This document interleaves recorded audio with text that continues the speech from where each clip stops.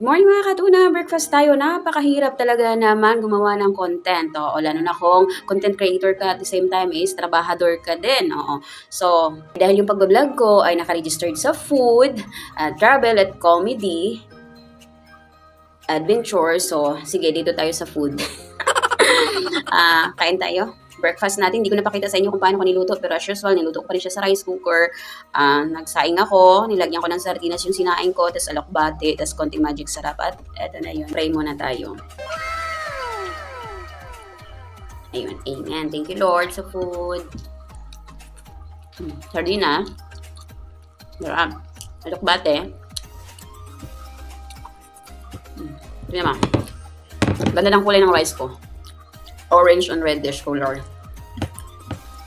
Basta may rice cooker, si Katuna walang kaproblema kung paano gawing luto ng pagkain. Sibuyas dahon. Bate.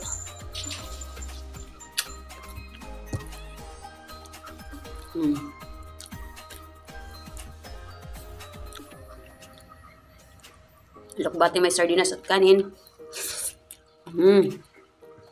Sarap. Sardinas. Yung sardinas na niluto ko ay maanghang. Speaking of maanghang, may sili ako rito. Siling green.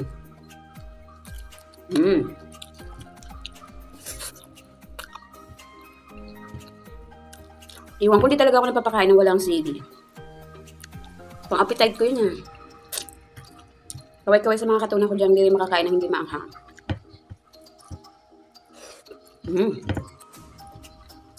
Another sili. Sarap. Sarap.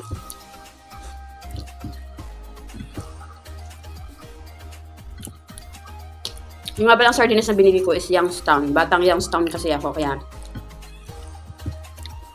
kahit ano, basta Youngstown na brand ng sardines, okay ako dun. Kasi nung kapanahunan ko, Youngstown yung sikat. Kaya hanggang ngayon.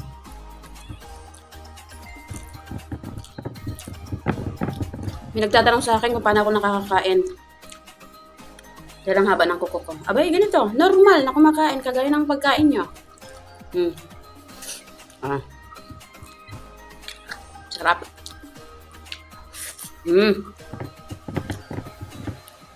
Simutin natin kasi maraming nagugutom ng mga bata sa kalye.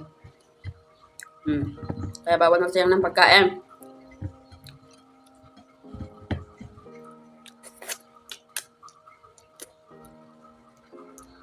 Diba? Busog-busog mga katuna. Pagdating talaga sa kainan, si Katuna maasahan nyo dyan. So, hanggang dito na lang yung video natin mga katuna. So, this is for today's video mga katuna. See you till my next vlog. Vlog the vlog. God bless us all. Love you all. Ingat po tayong lahat.